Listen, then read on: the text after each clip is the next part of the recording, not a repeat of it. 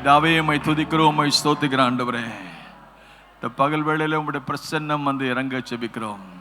ஒருவரை சந்திக்க ஜெபம் பண்றோம்.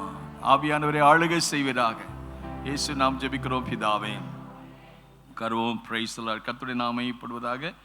66ஆம் சங்கீதம் 12ஆம் வசனம் எல்லாருக்கும் தெரிந்த ஒரு வசனம் தான். அந்த வார்த்தையின்படி நாம் பார்க்கும் பொழுது, மனுஷரை எங்கள் தலையின் மேல் என்ன செய்ய பண்ணீர், தீயையும் தண்ணீரையும் என்ன செய்து வந்தோம், செழிப்பான இடத்துல கொண்டு வந்து விட்டு. ஆமேன். எல்லாருக்கும் வளம், வாழ்வு, செழிப்பு தேவை. ஆமேன் சொல்லுமா? எல்லா வளமும் வாழ்வும் செழிப்பும் உடனே வராது. இந்த செழிப்பு வரணும், இந்த வளம் வரணும், வாழ்வு வரணும் அப்படின்னா அதுக்கு முன்னால் சில இடங்களை ஆண்டவர் அனுமதிக்கிறாரு. என்ன இடத்த அனுமதிக்கிறார்? முதல்ல மனுஷரை, அப்புறம் என்ன கடத்த வந்தோம்? அப்போ 3 இடங்களை அவர் நமக்கு என்ன, நம்மை கடக்க வேண்டிய ஒரு சூழ்நிலையை ஆண்டவர் தர்றார். முதல்ல மனுஷரை கடக்கணும். மனுஷரை எங்கே நடக்க பண்ணீங்களாம்? எத்தனை பேர் தலையில் ஆட்கள் நடக்கிறாங்க? மனுஷரை எங்கள் தலையின் மேல் நிச்சய பண்ணீர், ஏறி போக பண்ணினீர். சில சமயங்கள் நம்ம பிள்ளைகளையும் நம்ம தலையில் ஏறும். புருஷன் ஏறுவார், அல்லது மனைவி ஏறுவாங்க, அல்லது எஜமான் ஏறுவார், அல்லது ஆட்கள் யார் ஏறுவாங்கன்னு தெரியாது. யோபுடைய வாழ்க்கையில் மனைவி ஏறினாங்க. நீ தேவனை தூஷிக்கணும். அப்போது யோபு சொன்ன வார்த்தை, ஏமா கர்த்தரிடத்தில் நன்மை பெற்ற நாம இவர் தீமையை அனுபவிப்பதுக்கு ரெடியாக இருக்கிறார். சில சமயங்கள் இப்படிப்பட்ட ஆட்களை நம்ம மேலே ஏறி போக பண்ணுவார். தாவீது வாழ்க்கையில் எத்தனையோ பேர், சிமையு தாவீதை தூஷித்தான்.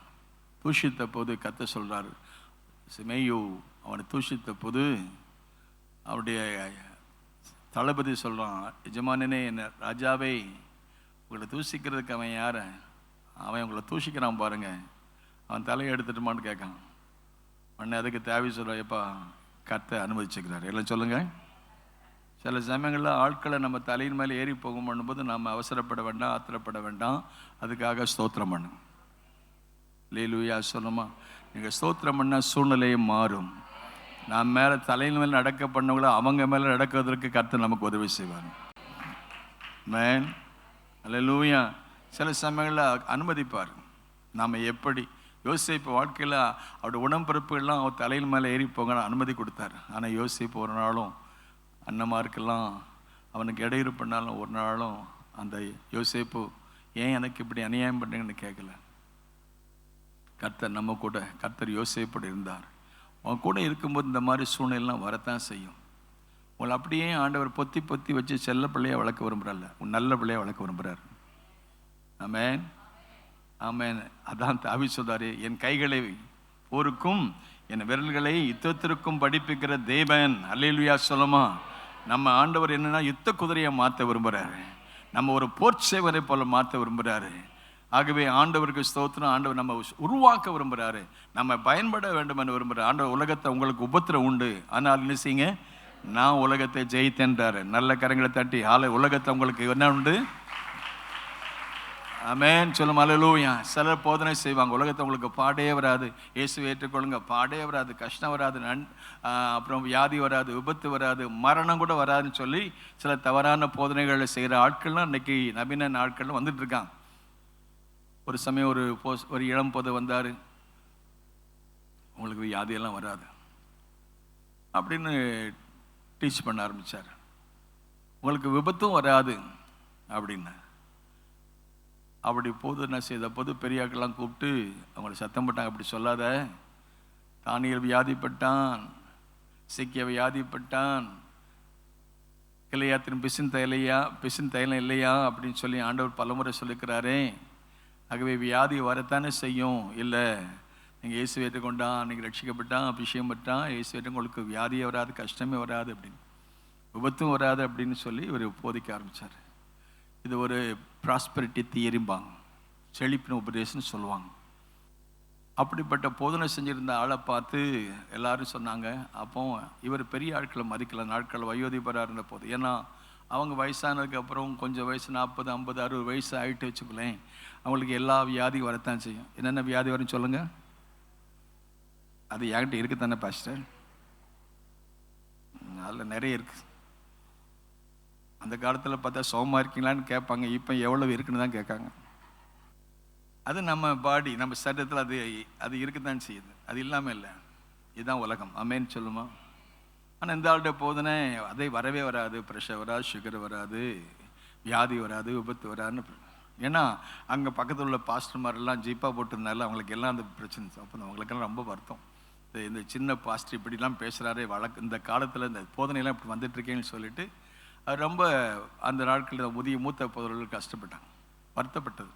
சொல்லி பொத்துமதி சொல்ல, இப்படி பிரசங்கம் பண்ணாத, இப்படி சொல்லாத, இப்படி போதிக்காதன்னு சொல்லிப்பாரு. அவன் கேட்கல. ஏன்னா அவன் இளம் போதகர், இவங்கெல்லாம் முதுமையான. சரி, எனக்கு அந்த போதகர் தெரியும். இப்போ நானும் சொன்னேன். அப்புறம் கடைசியில் இப்படியெல்லாம் அவர் டீச்சிங்ஸில் போயிட்டே இருக்கிறாரு. வயசு என்ன 40 தான் இருக்கும். கல்யாணம் ஆகி அவருக்கு ஒரு குழந்தை பிறந்துச்சு.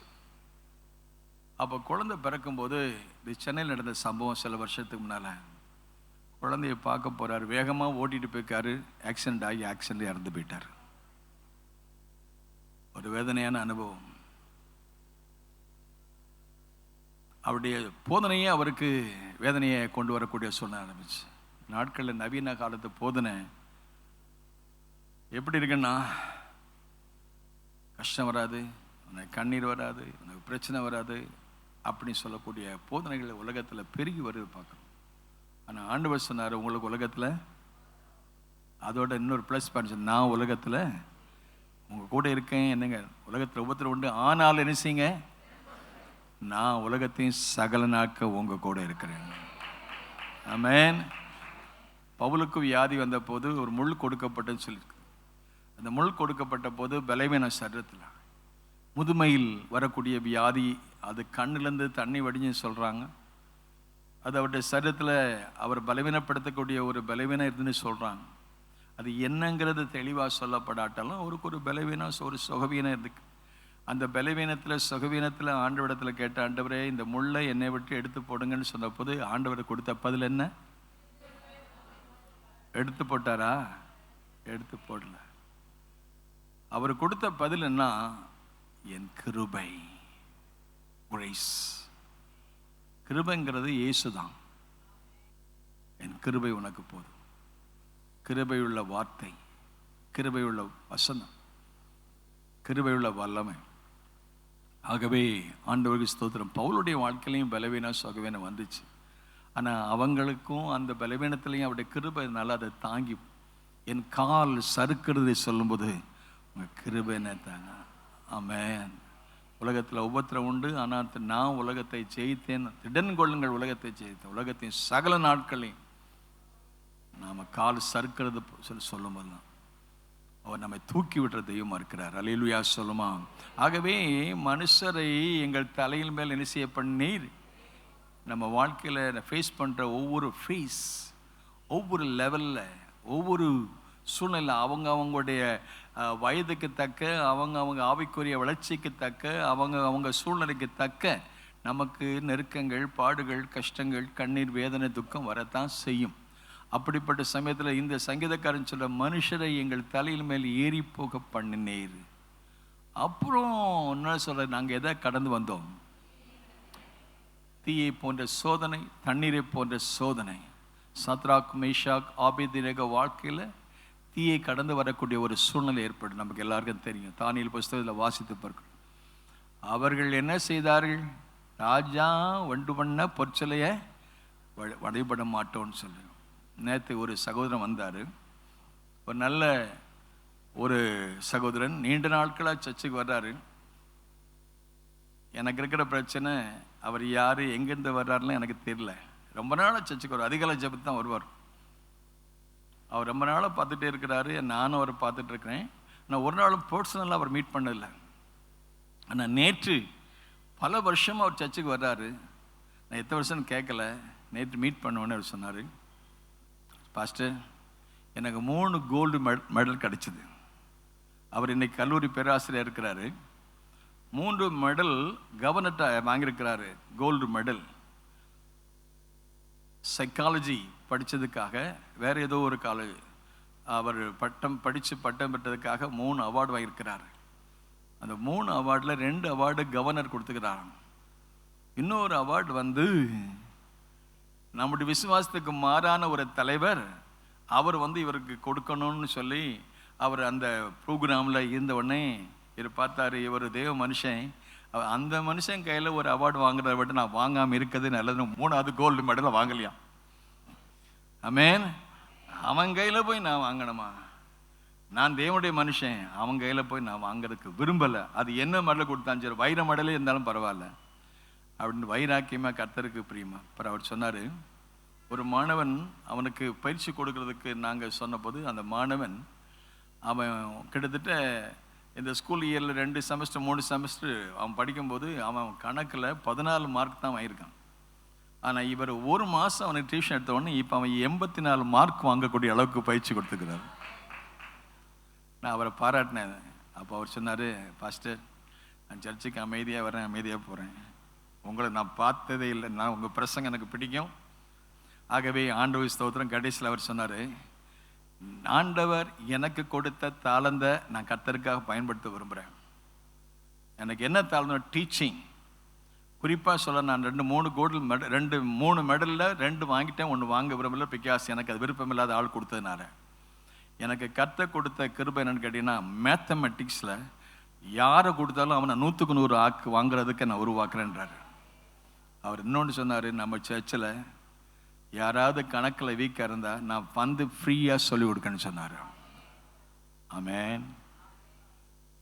அதை ஏற்பாடு பண்ணுங்க பாஸ்டர். எப்படி நீங்கள் ஒரு மெடிக்கல் லைனில், நம்ம சர்ச்சில் வர டாக்டர் சொன்னாங்கலாம், இந்த மெடிக்கல் காலேஜ் ப்ரொஃபஸராக இருக்காங்க, அவங்க வந்து சொல்கிறாங்க, we want to help others, எனக்கு 1 பைசா தர வேண்டாம், கடவுள்களை ஆசீர்வதிக்கிறாரு, நாங்கள் மெடிக்கல் காலேஜில் பேராசிரியர் இருக்கிறோம், எங்கள் தாளந்து நீங்கள் பயன்படுத்துங்க. ஆமேன்னு சொல்லுமா. ஆன்காலஜிஸ்ட் எம்பிபிஎஸ் முடித்து பிஜி முடித்து டிஎம் பண்ணிகிட்டு இருக்காரு, டாக்டர் ஆஃப் மெடிசன். ஒரு நேரத்தில் கன்சல்ட் பண்ண அவர் குறைஞ்சது 500 நான் 1000 ரூபா கொடுக்கணும். அவர் எனக்கு ஃப்ரீயாக வந்து pastor I am available, make use of me, என்னை பயன்படுத்துங்கன்னு சொல்கிறாங்க. ஸோ ஆண்டவருக்கு ஸ்தோத்திரம். அவங்க தாளந்த கத்தை கொடுக்கும்போது அவங்க கர்த்தருக்காக அதை பயன்படுத்த விரும்புகிற கரங்களை தட்டி கர்த்தரை ஸ்தோத்திரம் பண்ணுமா. ஆகவே நாமும் கர்த்தருக்காக பயன்பட கர்த்தர் நமக்கு உதவி செய்வாராக. நான் சொல்ல வந்த காரியம் என்னன்னா, 2 மெடல் வாங்கிட்டேன், தங்க பதக்கம். ஆனால் இன்னொரு மெடல் வாங்க விரும்பலை. ஏன்னா என் நம்பிக்கைக்கு ஆண்டவருக்கு பிரியமில்லாத ஒரு ஆளாக அந்த நல்லா விரும்பலைன்னு சொல்ல. இன்றைக்கி சில சமயங்களில் நம்ம ஆண்டவர் என்ன செய்ய கேட்டால், நாம் இப்படிப்பட்ட சோதனையில் அக்னி பரீட்சைன்னு சொல்லுவோம்ல, அந்த மாதிரி அக்னி பரீட்சையில் நம்ம நடத்தலாம். ஆனால் அக்னி பரீட்சையில் நடத்தும் போதும் கூட ஆண்டவருக்கு நம்ம புடமிடுவார். எப்படி உங்கள் விசுவாசமானது பொன்னை போல புடமிடுவார். யோபு சொல்லும்போது சொல்கிறாரு, நான் சோதிக்கப்பட்ட பின்பு, அல்லேலூயா சொல்லுமா, கழுத்தில் காற்றுல போட்டிருக்கீங்களே அது புடமிட்டப்பட்ட தங்கம். நீ கழுத்தில் போட்டிருக்கிறது சுத்தம் தங்கன்னு பார்க்கிய, அவர் உன்னையே சுத்த தங்கமாக மாற்ற விரும்புகிறாரு. ஆமென். அவர் உன்னை அனுமதிப்பார், மனுஷரை தலையில் மேலே ஏறி போக பண்ணுவார். நீ தீயையும் கடந்து போக வேண்டிய சூழ்நிலை வரலாம், அக்னி பரீட்சைம்பாங்க, அந்த வழியும் உன்னை நடத்துவார். அதில் உண்மையாக இருக்கியா? அக்னி நம்ம பரீட்சிக்கும். அந்த பரீட்சையில் நம்ம பாஸ் பண்ணோன்னா ஆண்டவருக்கு ஸ்தோத்திரம், நம்ம செழிப்பான இடத்துல கொண்டு வந்து விடுவார். சத்ராக்கு மீஷாக்கு போக வேண்டியதுதான வேறு. ஆகவே அந்த பாதையில் போன போது அவங்க கர்த்தருக்கு உண்மையாக இருந்தனால நாங்கள் ஆராதிக்கிற தெய்வம் தப்பி வைக்க வளர. நாங்கள் மனுஷரை எங்கள் தலையினுமே எழி போக பண்ணி, நாங்கள் தண்ணீரையும் நாங்கள் தீயையும் கடந்து வரக்கூடிய சூழ்நிலை இருக்கலாம். கர்த்தர் உன் கூட இருப்பார். நீ அக்கனிக்குள்ளே போனாலும் கர்த்தர் 4வது நபரை உன் கூட இருப்பார். சாத்ராக்கு மேஷாக்கு ஆபேத்நேகோ தூக்கி போட்ட போது அவர் 4வது நபராக சுற்றி வந்தார். உங்கள் வாழ்க்கையில் நீங்கள் சந்திக்காத பிரச்சனை நீங்கள் சந்திக்கலாம். உங்கள் வாழ்க்கையில் குடும்பமே நெருப்பாக இருக்கலாம். உங்கள் வாழ்க்கையில் பலவிதமான சோதனையின் நெருக்கத்தில் உச்சக்கட்டத்தில் இருக்கலாம். ஒருவேளை அக்னியை போல பரீட்சிக்கப்படலாம். ஆனால் அக்னி மத்தியில் உலாவின கர்த்தர் உங்கள் மத்தியில் உலாவி, அன்றைக்கு சாத்ராக் மேஷாக் ஆபேத்நேகோவை அன்றைக்கு இருந்ததான ராஜாவுடைய கையிலிருந்து பாதுகாத்த கர்த்தர் இந்த உலகத்துக்கு அந்தகார பிரபுவாகிய அவனுடைய கையில் உங்களை பாதுகாப்பார். ஆமென். ஏனென்றால் உலகத்தில் இருக்கிறவனை விட உனக்குள்ள இருக்கிறவர் பெரியவர். மனுஷரை தலையின் மேல் ஏக பண்ணி நாங்கள் தீயையும் தண்ணீரையும் 43 அதிகாரத்தை நீங்கள் வாசித்து பார்க்கும்போது ஏசாயால வாசித்து பார்க்குறோம். 43:1-2 வாசித்து பார்க்கும் பொழுது என்ன சொல்ல பாருங்க. இப்போது யாக்கோபே, உன்னை சிருஷ்டித்தவரும் உருவாக்கினவருமாக என்ன சொல்றாரு? ஆமென். நீ பயப்படாத. அல்லேலூயா சொல்லுமா. நீ பயப்படாத. எல்லாம் சொல்லுங்க, நீ பயப்படான்னு சொல்லுங்களேன். நீ பயப்படாத, உன்னை பேச சொல்லி அழைத்தேன், நீ என்னுடையவன். ஆமென். 43:2 சொல்றாரு, நீ என்ன செய்யும்போது, நீ ஆறுகளை கடக்கும்போது, அக்னியை கடக்கும்போது நீ வேகாது இருப்பாய். ஆமென் சொல்லுமா. அல்லேலூயா. இந்த வசனத்தில் பார்த்தீங்கன்னா 7 காரியத்தை நீங்க பார்க்கலாம். நீ அங்க சொல்றாரு, இப்போது யாக்கோபே. எல்லாம் சொல்லுங்க, இப்போதும் பேர் சொல்லி கூப்பிடுறாரு. அல்லேலூயா சொல்லுமா. அந்த யாக்கோபுங்க இடத்துல உங்க பேரை வச்சுங்களேன். உன்னை சிருஷ்டித்த, எல்லாம் சொல்லுங்க, என்னை சிருஷ்டித்தவர், உருவாக்கினவர், நீ பயப்படாத, உன்னை மீட்டு கொண்டேன், உன்னை பேச சொல்லி அழைத்தேன், நீ என்னுடையவன். என் நேசர் என்னுடையவர், நான் அவருடையவள். We belongs to him, he belongs to us. அவர் எனக்கு சொந்தமான, நான் அவருக்கு சொந்தமான. உறவு சம்பந்தமா. அல்லேலூயா. கரங்களை தட்டி கத்திரஸ்தா. அல்லேலூயா. நான் என்னுடையவர், நான் அவருடையவர், அவர் என்னுடையவர். அவர் சொல்றார், நீ என்னுடையவன், நீ என்னுடையவள். என்ன உறவு. ஆமென். அல்லேலூயா. இன்னைக்கு உறவு துண்டிக்கப்பட்ட காலத்தில் இருக்கிறோம். ஆனா உறவை அவர் துண்டிக்காமல் அந்த உறவிலே நம்மை நிலைத்திருக்க வைக்கிறாரே. இதை விட வேற என்ன வேணும்? ஆமென் சொல்லுமா. அல்லேலூயா. ஆமென். அநேக இடங்களை கொடுக்குற வாக்குத்தத்தம், தகப்பன் பிள்ளைகளை சுமந்து, கழுகு தன் குஞ்சுகளை சுமந்து கொண்டு போல கர்த்தர் ஒருவரே உன்னை சுமந்து கொண்டு வந்தார். ஆண்டவருக்கு ஸ்தோத்திரம். இப்போது யாக்கோபே. இதெல்லாம் சொல்லிட்டு கடைசியில் சொல்றார், நீ என்ன சொல்றார்? நீ தண்ணீரை கடக்கும்போது, நீ தண்ணீரை கடக்கும்போது, மனுஷரை எங்கள் தலைமை ஏறி போக பண்ணி நாங்கள் தீயையும் தண்ணீரையும், தீ போன்ற சோதனை, அக்னி போன்ற சோதனை, தண்ணீர் போன்ற சோதனை இஸ்ரவேலுடைய வாழ்க்கையில் முதலாவது ஏத்துந்து வரும்போது செங்கடல் தான், தண்ணி தான் சோதனை. மாராவின் கசப்பான தண்ணி, அந்த சோதனை வந்த போதெல்லாம் ஆண்டவர் கூட இருந்தனால அந்த கடல்லையும் வழியை திறந்தார். நம்ம ஆண்டவர் சோதனை வரும்போது நம்ம சோர்ந்து போக வேண்டாம். அந்த சோதனையில் எனக்குன்னு ஒரு வழியை திறப்பார். நம்புறீங்களா? ஆமென். சோதனையை சாதனையாக்குறதா நம்முடைய வேலை. ஆமென். ஒரு சோதனை வந்துச்சு, கஷ்டம் வந்துட்டு கண்ணீர் விடணும் சொல்லாதீங்க. வேதத்தில் சொல்லப்பட்ட நல்ல அருமையான ஒரு சூப்பர் வேர்டு ரோமர் 8:28, அன்றியும் அவருடைய தீர்மானத்தின்படி அழைக்கப்பட்டவளாய் அவருடைய அன்புக்குறவர்களுக்கு சொல்லுங்களேன், எல்லாம் சகலமும். ஆமென் சொல்லுவோமா. மனுஷர் ஏறி பண்ணாலும் அதுலேயும் நமக்கு கர்த்தர் ஜெயம் கொடுப்பார்.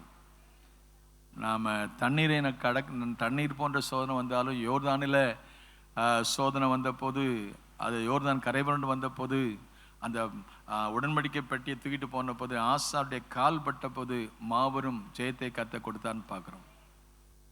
ஆறுகளை கடக்கும்போது, நதிகளை கடக்கும்போது, செங்கடலில் ஒரு அற்புதம் செஞ்சாரு, யோர்தானில் ஒரு அற்புதம் செஞ்சாரு, இன்னைக்கு ஒரு அற்புதம் கர்த்தர் செய்வார்.